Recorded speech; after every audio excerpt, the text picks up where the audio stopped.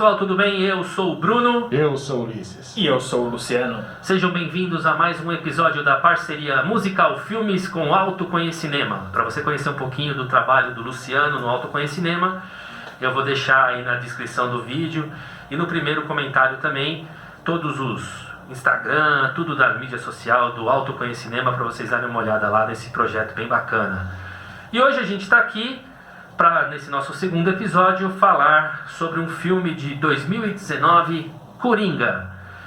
Eu e o Ulisses já falamos desse personagem em 3 momentos, né? Nos nossos bate-papos da Musical Filmes. Nós falamos no filme Batman, de 1989. Falamos também no Cavaleiro das Trevas, de 2008. E no Esquadrão Suicida, de 2016. Inclusive, também vou deixar os links aqui na descrição para vocês darem uma olhada nesses vídeos. Então, Luciano, vamos começar com você, depois a gente vai entrar na história do filme e tal. O que você escolheu esse filme do seu projeto Autoconhecinema nessa parte que você trabalha? Foi uma escolha aqui para fazer junto com vocês, para unir um pouco dos gostos, das coisas que vocês costumam comentar aqui, dos filmes que vocês costumam fazer. E a nossa parte tem um lado mais comportamental, psicológico, né? E o Coringa traz um olhar muito forte sobre isso, até psiquiátrico, né? Então é um filme muito profundo para a gente refletir sobre alguns comportamentos, pensar sobre como a gente age em relação à sociedade, em relação às pessoas com doenças mentais.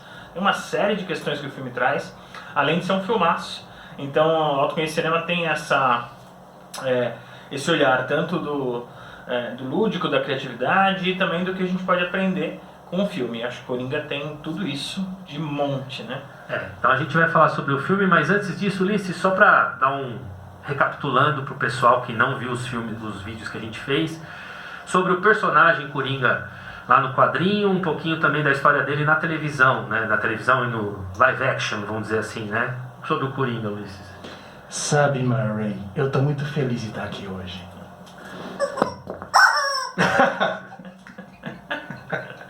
O Coringa é isso. É alguém que a gente nunca sabe o que vai fazer. Certo. O Coringa foi criado em 1940 pelo próprio Bob Kane, né? Co-criador do Batman, né? Que é a criação do Batman junto com Bill Finger.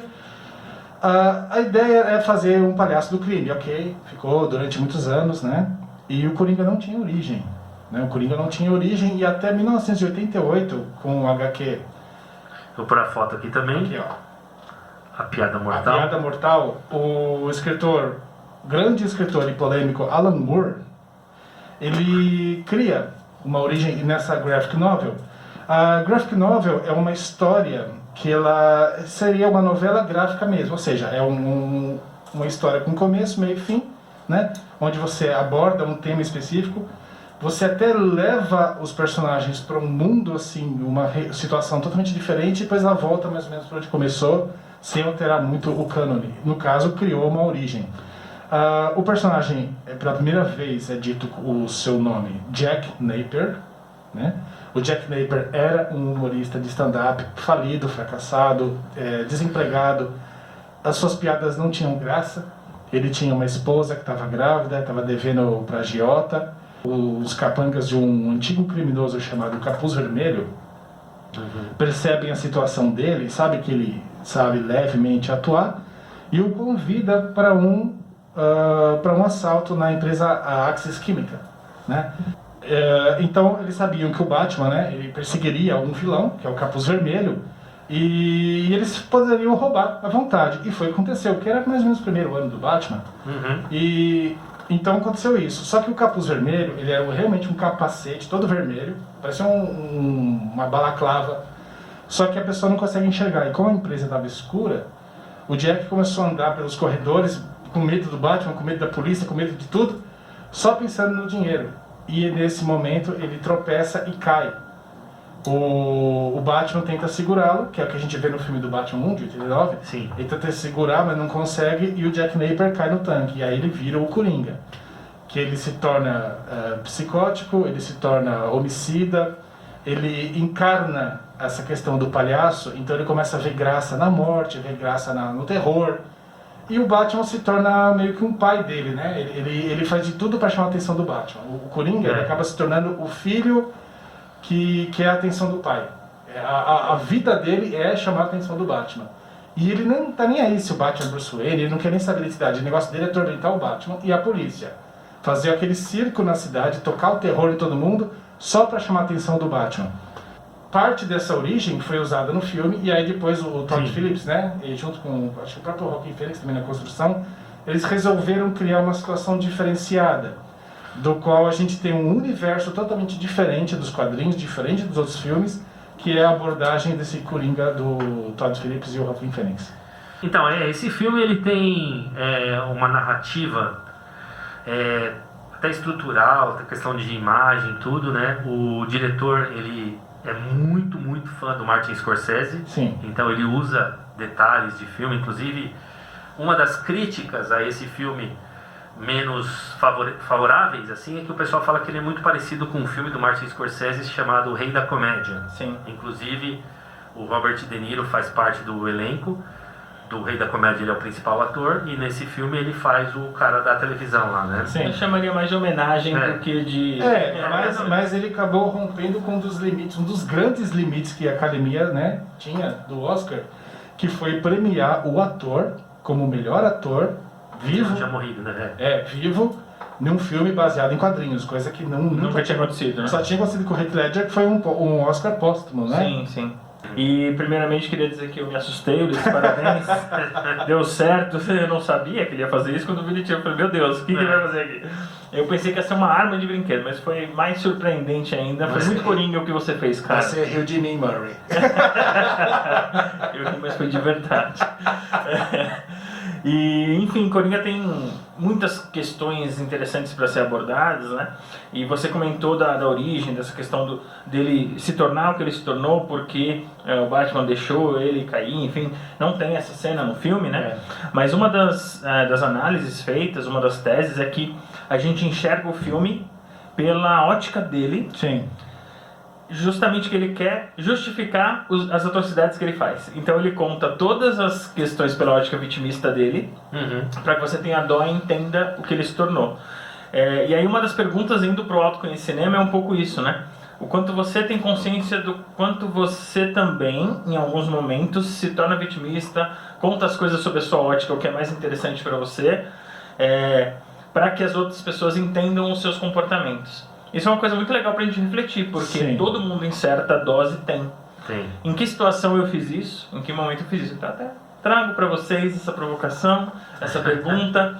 Como é que vocês se enxergam em relação ao vitimismo? Vocês se consideram vitimistas ou não?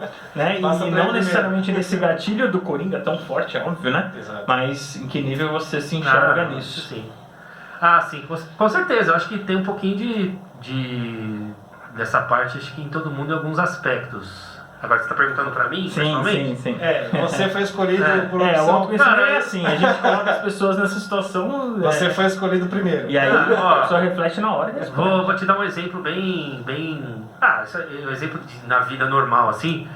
Por exemplo, eu sou violonista, sou guitarrista. Se você erra alguma coisa, nunca é você que erra, se você está tocando com alguém, né? Tipo assim, eu estou tocando... E aí de repente alguma coisa deu errado, nunca sou eu. Você errou o passo, você errou a nota. Eu nunca sou eu que erro. Isso é muito comum, né? Músico é bem assim mesmo.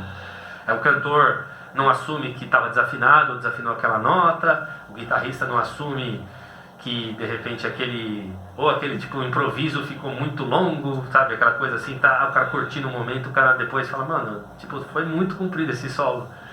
Então eu acho que essa coisa é uma coisa normal. Você brincando, jogando futebol, brincando assim, errou alguma coisa. Não foi o que errei. Cara, você tava ali. Você tinha que estar ali. Entendeu? Isso é comum. Mas essa percepção é bacana, né? Porque a partir do momento que você entende, percebe que às vezes faz, a gente começa a ficar mais vigilante também. Lógico, com certeza. E você, Luiz? Bom, eu posso dizer que esse filme eu tenho um pouco de propriedade. Eu preciso só antecipar uma coisa. O personagem, o Arthur Fleck, né, do filme, mostra que ele foi uma pessoa vítima, sim, de abandono. Ele foi abandonado. Vamos só, antes de você, vamos contextualizar no filme, para quem não assistiu. Aliás, se você não assistiu, mano, assiste porque vale muito a pena. Assiste antes de assistir esse vídeo, senão vai estar cheio de spoiler. Exatamente. A gente não O vai personagem, né, que você falou no Piada Mortal, onde a gente tem a identidade do Coringa, a criação dele, ele chama Jack Napier. Nesse filme é um personagem que chama Arthur Fleck. É uma história completamente nova, né? É Arthur Fleck, que inclusive foi um nome que o Joaquin Phoenix sugeriu, Sim. juntamente com o Joaquin Phoenix e o Todd Phillips, né? Eles criaram esse personagem. Ele é um cara que o que tem de igual, ele é um comediante, ele trabalha como... Ele faz negócio de palhaço lá, segurando a placa assim, promoção hoje nessa loja. Aqueles giradores de placa, né? No início da década de 80, né? Esse filme se passa em 80, 81. Com o Batman, o Bruce Wayne criança ainda, né? Isso. O Bruce Wayne criança ainda. E ele tem toda essa coisa do abuso dele, ele é assaltado na rua pelos moleques, ele é espancado, só se ferra na vida. E essa relação que ele tem com a mãe, né? Que ele cuida da mãe, que a mãe tem problemas mentais e tal. E aí, vamos lá, Luiz, segue aí a história. Então, o personagem, o Arthur Fleck, né, como o Bruno falou, ele trabalha na rua, ele é um palhaço de rua e também palhaço de eventos, né?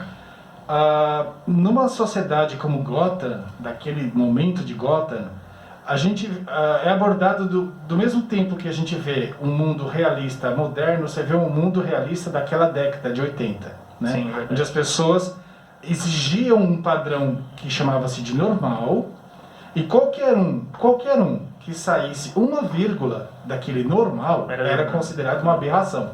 E infelizmente o personagem do Arthur Fleck passa por isso. E eu posso dizer que eu passei por isso. Eu sou da década de 80, literalmente de 80. Então eu cresci sob uma ótica de bullying. Eu sofri muito bullying dentro de casa, no bairro, na escola. Não tinha um lugar que eu me sentisse seguro. Pelo simples fato de ser artista. Eu não queria fazer, eu não gostava de fazer o que as pessoas faziam. Eu só queria ser artista. Sim. E eu gostava de quadrinhos. Então assim, o Arthur Fleck, ele apanha por estar vestido de palhaço e brincando, mostrando, é o trabalho dele. Eu apanhava por usar camiseta de personagem de super-herói. Você vê que louco. Entendeu? Por você gostar de personagem, por você gostar de quadrinho, você era uma aberração. Por eu preferi desenhar e não jogar bola, eu era considerado uma aberração. Diferente. Então assim, eu cresci com muito estereótipos, muito dedo na cara, bateram em mim. Então assim, eu senti parte da dor do personagem. E o que eles mostram na temática do filme é que ele é vítima de abandono, de todo quanto é tipo de origem, a gente já vai abordar. Ele tem um problema psiquiátrico e psicológico. A questão do Arthur Fleck é que ele é psicótico e não psicopata. Porque o psicopata é aquele que não tem empatia. Ele olha para o ser humano como ferramentas para o seu bel prazer e manipula. O psicótico, ele é uma pessoa que ele até tem empatia, mas ele alucina, né? Então já foge bastante de mim aí. Então assim, eu tenho parecido, que eu entendo bastante essa questão dele, que é o histórico, ser vítima de bullying, ser, entre aspas, uma vítima da sociedade. E eu me vitimizei até eu falar, peraí, a culpa não é minha, do que fazem comigo, a culpa é do outro. Então eu não vou mudar para que os outros querem. E assim como ele precisava de um encaixe e ele achou da pior maneira possível, eu fiz ao contrário. Eu falei, não, peraí, é isso que eu sou, é isso que eu faço, é isso que me define, eu vou seguir. E aí foi que eu fui adquirindo o respeito, que é a diferença que tem entre eu e o personagem, é que ele não buscou ser respeitado, ele impôs o respeito. E nem foi, né?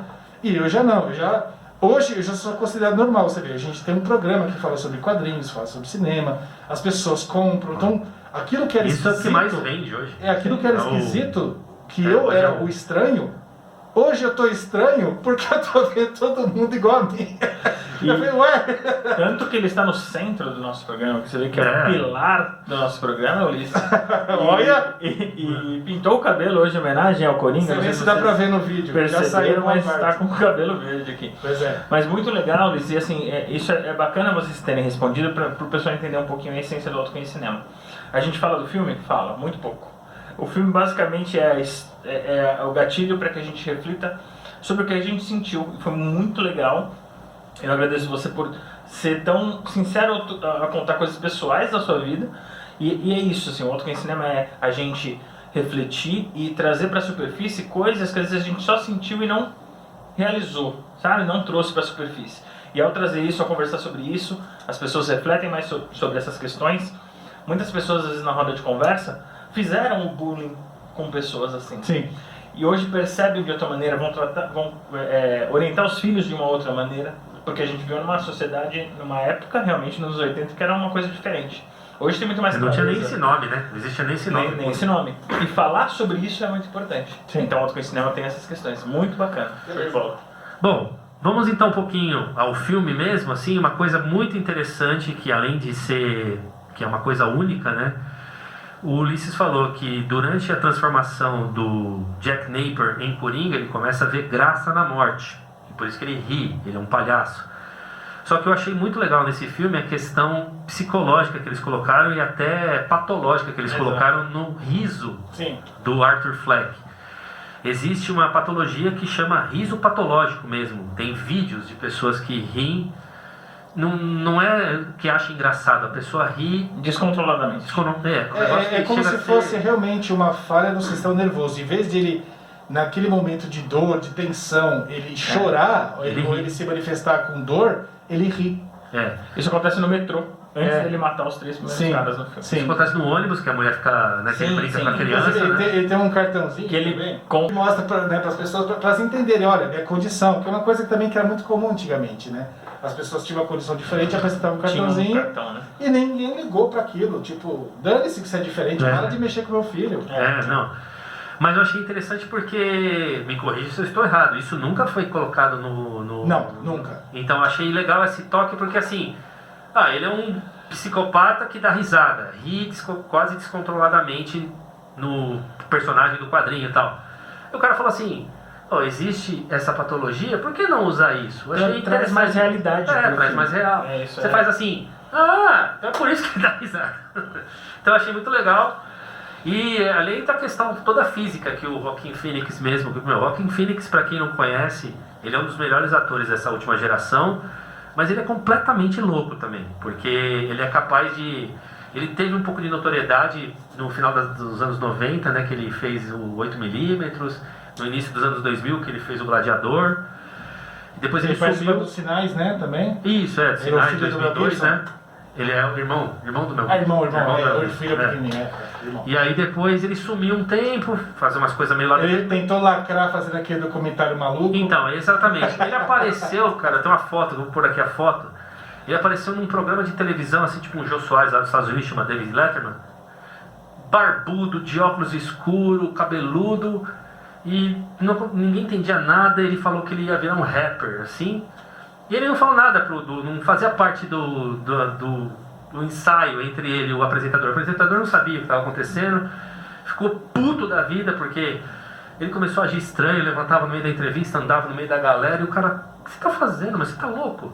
E aí todo mundo achou, quando ele apareceu assim, falou assim, lógico, pronto, já agora Perdemos perdemos o Joaquin Phoenix. Doidou de vez.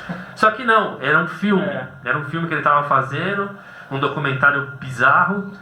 E aí todo mundo falou assim, velho, vai tomar banho, você vai ficar fazendo essas bolsas. E não foi pra frente o negócio, né? Não foi então. pra frente. E aí o Coringa foi coroar o retorno dele, né? Porque você fala, cara, esse cara desculpa o termo, ele é foda, velho. Ele é embaçado. Ele apresentou um Coringa que as pessoas tentam comparar com o do Heath Ledger, mas não dá, porque Tem assim, nada a ver. o Coringa do Heath Ledger foi um Coringa vilão pra um filme que já tinha uma realidade e não deu tempo de você construir. Ele foi apresentado como o Coringa foi apresentado nos quadrinhos, já surgiu e é assim. E aí esse filme procurou uma origem colocando elementos de outras histórias, tem elementos inclusive que eu falei do Scorsese e do Taxi Driver, Isso, Taxi Driver. tem elementos assim, do Rei da Comédia, e aí você meio que humaniza o personagem, só que é o que você falou, é tipo uma humanizada, só que até teve pessoas que antes do filme lançar, aquela coisa de você glorificar o vilão, né? Essa ideia assim. Infelizmente acabou acontecendo um pouco antes e também um pouco depois. Que tem gente que não entendeu muito bem a vertente. Aquela escadaria do Bronx, que ele desce quando ele já está trajado de Coringa, quando ele já está no ser absoluto, eu sou o Coringa, que ele fica lá dançando. Aquela escadaria é um dos bairros mais perigosos de Nova York. E encheu de gente fazendo dancinha ali, cara. Virou um ponto turístico. Até os bandidos olhou para aquilo e falou, velho, sai daqui, aqui é perigoso. Um monte de gente lá fazendo dancinha vestida de Coringa. Encheu a escadaria. Então, e aí você tem toda a questão física do Joaquin Phoenix, que ele perdeu quase 30 quilos para fazer o personagem. A questão realmente da risada, que você percebe que é uma risada que dói, né? É visceral, né?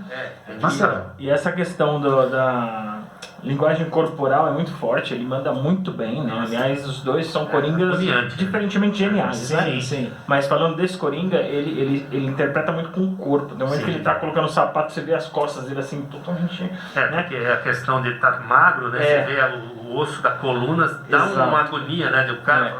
E Então, e essa questão é uma das que eu trago também no Autoconhecimento Cinema. O quanto você percebe o seu corpo. Você percebe quando você, pelo seu corpo, quando você está tenso, quando você está triste, quando você está a ponto de explodir. Então tem essa questão também que a gente traz de novo para fazer esse paralelo, né? Só para colocar mais um dos pontos que a gente traz no filme. Mas então aí o filme vai contando isso aí, é o cara na beira do abismo, né? Você vai esperando ele cair.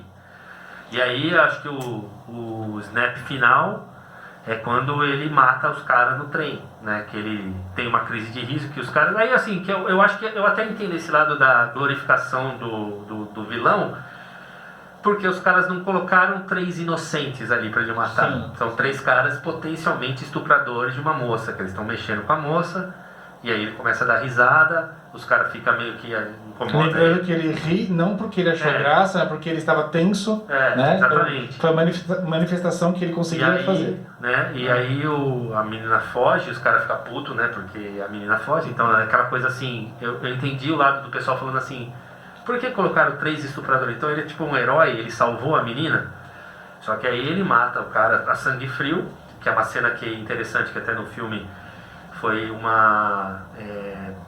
Foi uma improviso do Joaquin Phoenix, é a dança daquele... Depois que ele fantástica, mata, ele corre, desesperado, né? E aí ele entra num banheiro, ele tá vestido de palhaço e ele começa aquela dança dele lá. Isso foi tudo que acho que dá a impressão que ali que é onde ele caiu e ele uma libertação. E isso aconteceu, que é o seguinte, ele além de ser aquele palhaço que girava a placa na rua para fazer promoções, ele trabalhava numa agência de entretenimento, né, infantil, que ele era um palhaço, e um dos rapazes ali vendeu para ele uma arma. Então ele guardou a arma consigo. Porque ele foi assaltado, né? Porque ele tinha sido assaltado, então era para se proteger. Só que ele vai no hospital infantil fazer graça, igual o Ronald McDonald fazia antigamente, né? E a arma cai. E aquilo chama a atenção. E aí chega até o dono demite ele, falando o que é isso? Daí ele falou que era arma de brinquedo. Ele tentou contornar, falou que era arma de brinquedo, fazia parte do show. Então, nesse dia, ele foi demitido, ele estava vestido de palhaço, no trem, já nervoso. Um dia de fúria do Michael Douglas, um dia de fúria. E aí ele vê aqueles 3 fazendo aquilo, ele nem tenta intervir. Né? Ele só fica assim, eu estou no meio disso, de novo, no meio de uma crise dos outros, né? Só que quando os caras partem pra cima dele, ele já estava no limite, foi o dia de fúria. Sim. E ele gostou. Ele, como todas as grandes histórias sobre assassinos que a gente vê no cinema, é praticamente aquele... ele não fala isso no filme, óbvio, mas é praticamente aquela frase interior que a pessoa fala, então é isso que eu sou? Então é isso que eu sou, então eu vou abraçar. Então você entende que ele entende ele se encontrou ali, porque o filme é a mente dele, o filme é todas as coisas que ele conta, e eu ainda arrisco dizer que o filme inteiro é a conversa que ele teve com a última psicóloga. Sim, que é uma tese, né? Porque ele fala pra ela que vai contar uma piada, e aí depois ele falou pra ela que ela não ia entender. Por quê? Porque eu acredito que ele alucinou boa parte da história. Então, isso você aborda no seu tema lá, porque tem uma coisa que aparece no filme, que ele tem uma vizinha. Sim. A vizinha é... Zazie Beetz, que é a... Isso, Zazie Beetz é a atriz Zazie Beetz, que é a Sophie. Então, tem uma teoria também que ele a matou, né? Porque a vez que ele vai na casa dela, eles conversam brevemente, ele vê que ela não lembrava de nada do que eles tinham. Não, mas eu acho que não, porque existe teoria, mas assim como ele poupou o menino, o anão... O anão é. Por quê? Foi o único que me tratou bem. Então, por que ele poupou o anão? Porque assim, além de ser, tanto a Sophie quanto o anão, serem os únicos que nunca lhe fizeram mal, ele entendeu no anão, sim, que ele também era uma aberração aos olhos dos outros. Sim. Vale lembrar só do lado dele, né? Vale lembrar só que da menina, ele tem uma relação com a menina que é na cabeça dele. Sim, então, claramente isso foi colocado no filme. Sim, a gente pensa até que ela está acompanhando ele o filme inteiro. Várias cenas. E aí, dado o corte, do nada você vê que tudo era... Vai voltando todas as cenas, E ele ele tava estava sozinho e estava alucinando. E uma coisa que ajuda a alucinar, eu vou arriscar aqui de novo, lembrando um pouco do Van Gogh. Que o Van Gogh é um pintor que sofreu inúmeras crises emocionais e ele era apaixonado pela cor amarela. O amarelo para ele era a cor da felicidade. Por isso que todas as pinturas do Van Gogh Bastante amarelo. tem um amarelo. No meio do azul você vê um amarelo, como uma estrelada. E ele até comia a tinta amarela para ver se ele sentia felicidade. Pois é, doido. Pra gente. Mas Sim. pra ele fazia sentido. Né? Pra ele fazia sentido. E algumas cenas que você vê, o Arthur Fleck, a maioria das cenas que ele tá alucinando tem um tom amarelo forte. Quando ele tá muito triste, ou quando a realidade vem à tona, o tom predominante é o azul. Blue o azul, é como eles costumam chamar a tristeza, né, nos Estados Unidos. Então eu acredito que a maioria das cenas que você vê o azul predominante não é nem só a tristeza, é a realidade, porque a realidade do Arthur Fleck é a tristeza, né? É a tristeza. Então quando você tem nuances do amarelo, é a felicidade, ele começando a alucinar. Você pode ver que a maioria das cenas tem um tom de amarelo, ou é um filtro, ou uma luz, ou alguém com uma roupa amarela. Sempre tem um amarelo, principalmente quando a Sophie aparece. Isso é muito legal e assim, eu achei fantástico o roteiro, né, falando agora como roteirista, porque eles deixaram essas questões abertas mesmo pra gente chegar às conclusões, mas dão umas dicas muito legais. Então, por exemplo, se ele alucinou isso, por que não alucinou todo o resto, né? Quem garante?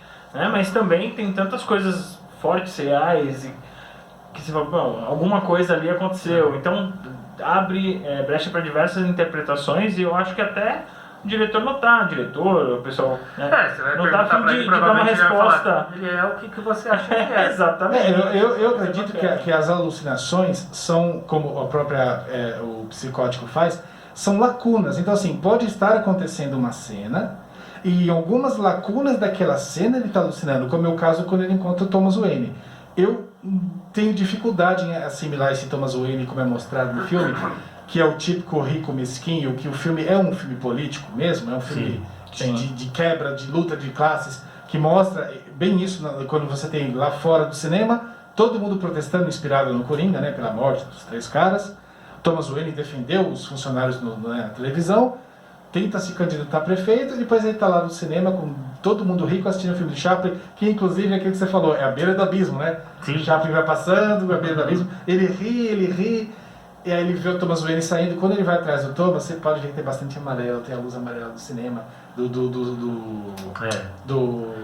Isso, ele vai atrás do Thomas Wayne. Flores. Ele tenta contestar porque a mãe dele dizia que ele era filho do Thomas. Então, exatamente. Que né? Ele tinha ido atrás do cara na casa dele. Sim. Isso, que ele encontra o pequeno Bruce, e aí você tem aquelas ligações com o quadrinho, com o personagem do quadrinho, tal.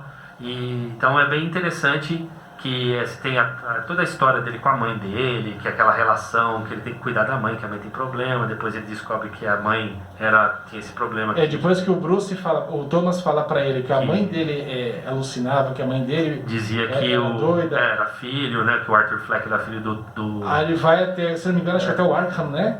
Aí vai lá. Ele pede a ficha pro responsável, o cara tá lendo pra ele que não devia, mas ele achou legal, tudo bem. Não, e aí tem uma aí quando o cara lê que ela já foi responsabilizada pelos maus tratos ao filho, o cara para.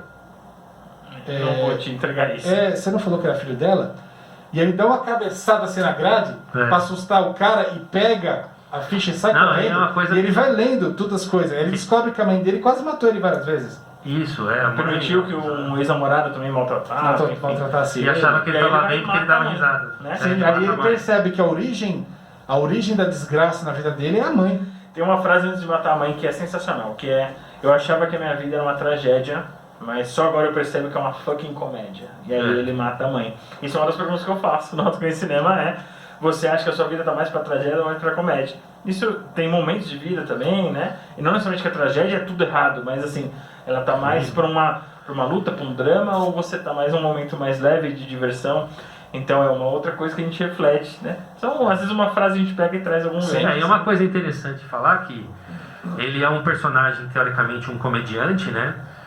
E, como é muito comum você ver nos comediantes da vida real, como eles têm problema mesmo, como eles são depressivos. Sim, o quanto aquilo é uma fachada, né? Uma forma de se expor. Impressionante como isso é muito comum, muito mais comum do que a gente imagina. Você imagina aquele cara, puta, o cara é muito engraçado, o cara é deve ser uma figura, né? Deve ser uma cara, meu, depressivo. Conviver com ele deve ser, ó... Depressivo, o Jim Carrey é um triste, exemplo, né? alcoólatra. Jim Carrey, Charlie Chaplin, inclusive, até o Danilo Gentili tinha muita tragédia na vida dele. O Andy Kaufman, né? Do mundo de o Robin Williams, né? Robin Williams. Então, e tem até um diálogo bem interessante, que ele fala, a mãe fala que ele está mandando cartas pro Sr. Wayne para ajudá-los, né? Não fala ainda que é o pai dele.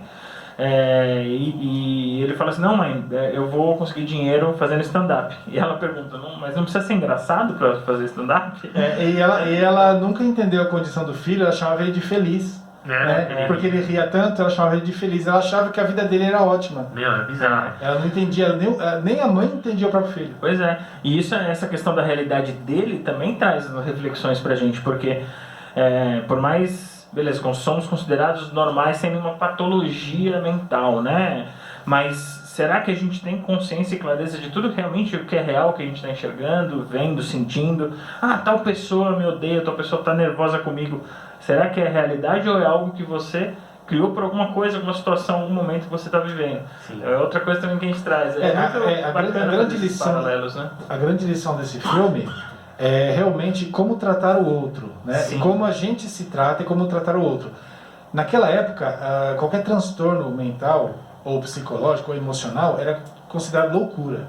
Né? Não se falava, não se tinha muito acesso, tanto que até a personagem que seria a terapeuta dele, eu li, e não lembro aonde, que ela era terapeuta infantil. Acho que ela continuou com ele porque tinha verba, e aí depois foi cortada. Então, na realidade, ela trata dele há muito tempo.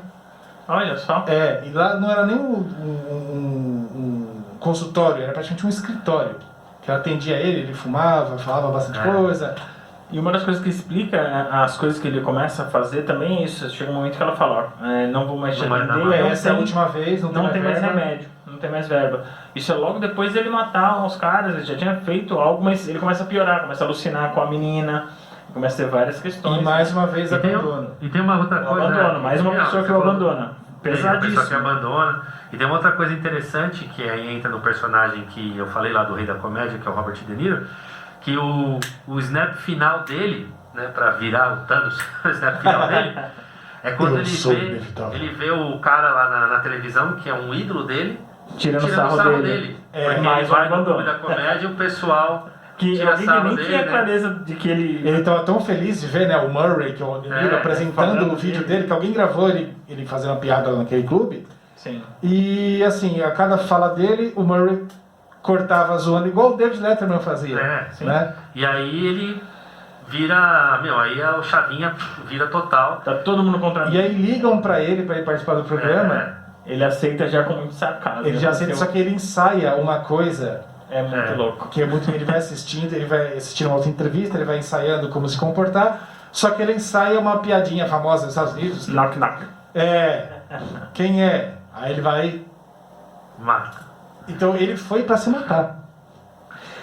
Aí entra um pouco, acho que, dessa característica do Coringa, né? De roleta, né? Será que eu vou me matar? Será que eu vou te matar? Será que eu vou... Isso é muito louco, porque né? assim, o Arthur Fleck, diferente do Coringa dos quadrinhos, é um Coringa muito emocional. Então as atitudes dele são de acordo com o que ele está vivenciando. Naquele momento. Tanto que ele descontou depois no Murray, né? Não, tanto que ele vai perdendo o controle. Vai perdendo o controle. Ele vai ficando bravo, né? Não é uma coisa blasé, assim como e ele muda completamente. O alter ego dele, o Coringa, né?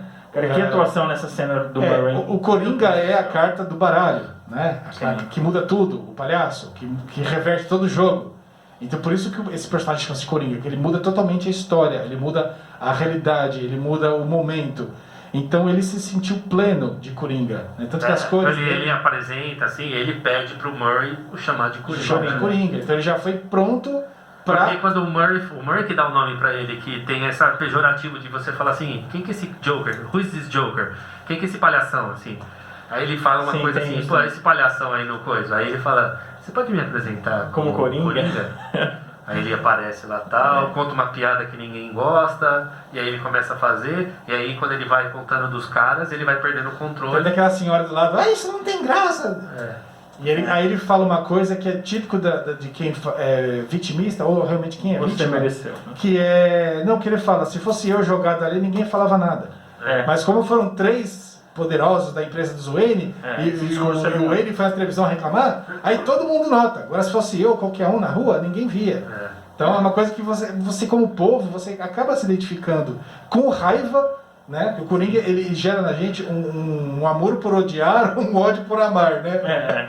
Que você acaba pensando, putz, é verdade, se fosse eu na rua, ninguém ligava, nem ia ser no jornal.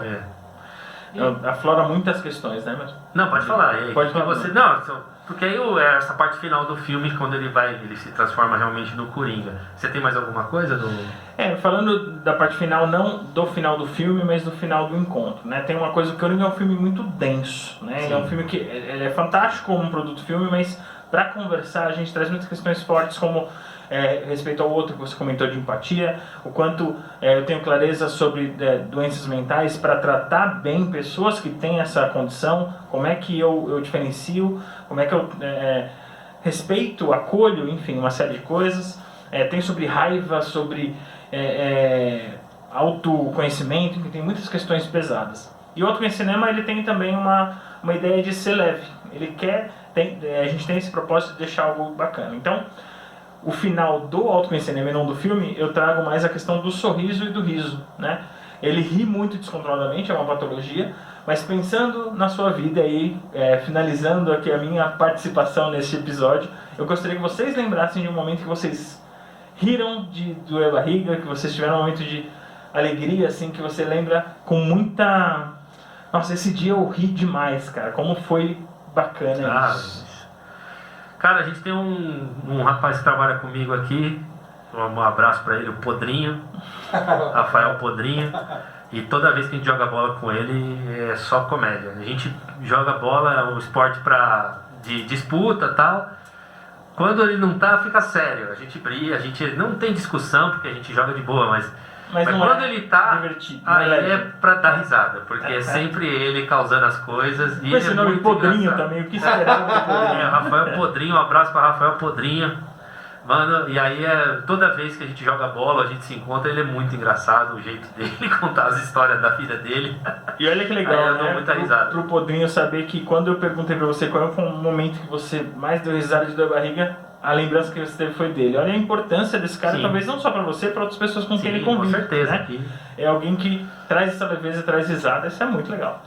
Olha, pra mim não é tão diferente, é a mesma situação, é isso com o meu filho. O meu filho, ele tem 19 anos, mas é assim, não dá pra eu eleger um dia, porque quase sempre ele vem com uma piada, ele fala alguma coisa, ou a gente inventa alguma história junto, e é isso aí, é rir de chorar mesmo. Porque o meu filho, Arthur, beijo filho, inclusive a tinta veio dele, é um menino assim que ele sempre dá um jeito de deixar a casa alegre, ou a gente conta alguma coisa junto, a gente sempre acaba ficando nesses momentos leves em família, porque é uma companhia muito agradável. São pessoas que faltaram na vida do Coringa. São pessoas que faltaram na vida do Coringa. E só de lembrar disso, né, a gente tem algumas coisas químicas também que acontecem no nosso organismo quando a gente sorri, quando a gente ri, a gente já fica num outro estado emocional, né? E é por isso que a gente termina sempre o encontro com alguma coisa positiva, por mais que o encontro tenha sido denso em outras questões que são importantes a gente tratar. É lógico, sim. Vamos só falar de coisas boas, porque a gente tem que refletir, a gente tem que pensar. Da vida. Tem tudo a ver com o divertidamente, né? A tristeza faz parte, a raiva faz parte, mas como é que a gente termina isso aqui de uma maneira mais leve? Eu acho até de perguntar isso pra vocês. Deu um up de lembrar do seu filho, de lembrar do Podrinho. Eu me alegrei ao ouvir as histórias, então, fantástico. Pense aí, reflita você também em casa, né? O momento que você riu de doer a barriga pra terminar esse episódio, né? Com algo bacana, pelo menos a minha parte. Não sei se eles têm algo mais pra falar. Eu tenho uma coisa que eu sou só um convidado, eu não vou finalizar o vídeo. Eu tenho uma coisa, mas é meio pesado, Murray. Pode falar. Não. Mas então fica aqui assim a dica, se você não assistiu esse filme, assista. Se você assistiu esse episódio e não assistiu o filme, a gente deu um pouco de spoiler, tudo, mas mesmo assim vale a pena para você ver um puta ator interpretando, porque esse filme é todo nas costas do Joaquin Phoenix. Direção, tudo isso aí, da parte técnica também, um puta filme de enquadramento, cores. Roteiro fantástico. Presta atenção nessa questão da cor que o Ulisses falou, que vale muito a pena. Coringa de 2019, filmaço, assim, filmaço mesmo, assim, desses que quebram o gênero. É um filme de quadrinho, na realidade, assim, é um puta de um filme que, por acaso, é um filme de quadrinho, Exatamente. como todos os filmes. Eu nem falo pra encarar como um filme só de quadrinho, porque ele tem uma vertente totalmente oposta dos quadrinhos, Sim. fora de tudo aquilo que já foi apresentado sobre o personagem, que você pode encarar como um filme. É um filme. Se for com expectativa de quadrinho, você pode até se frustrar. Isso aconteceu com a minha Sim. namorada. Ela foi assistir, não, mas ele só aparece no final. A minha esposa fala, não, é legal, mas não é o Coringa. Sim, não é o Coringa. É isso, não mas vai é o pra- Coringa. Assim, ele se transforma no Coringa que nós conhecemos bem no final, quando Sim. ele abraça a maldade. Isso. No final, ele justifica tudo aquilo que ele vivenciou, como você disse, vitimista, né? Mas aí ele, no finalzinho mesmo, é um cara como o Coringa dos quadrinhos, que é louco e sabe que é louco. Então, e tem uma coisa também do Alan Moore, né? Que é o roteiro de Watchmen, que é uma das falas do Rorschach, né? Eu vou pegar minha colinha aqui, que diz o seguinte: ouvi uma piada uma vez. Um homem vai ao médico, diz que está deprimido. Diz que a vida parece dura e cruel. Conta que se sente só num mundo ameaçador, onde o que se anuncia é vago e incerto. O médico diz: o tratamento é simples. O grande palhaço Pagliatti está na cidade. Assista ao espetáculo, isso vai animá-lo. O homem se desfaz em lágrimas e diz: mas doutor, eu sou o Pagliatti. Boa piada, todo mundo ri. Rufa os tambores, desce o pano. Essa é a vida de Arthur Fleck. É verdade. Ele é o Pagliatti. Então é isso aí, gente. Espero que vocês tenham gostado. Não esquece de compartilhar o vídeo, dar um like aí pra gente, se inscreve no canal para ficar atento às novidades. E aí nós nos vemos no próximo episódio da parceria Musical Filmes e Alto Conhecinema. Valeu, Luciano. Até Valeu, a gente. pessoal. Valeu. Abraço. Até a próxima.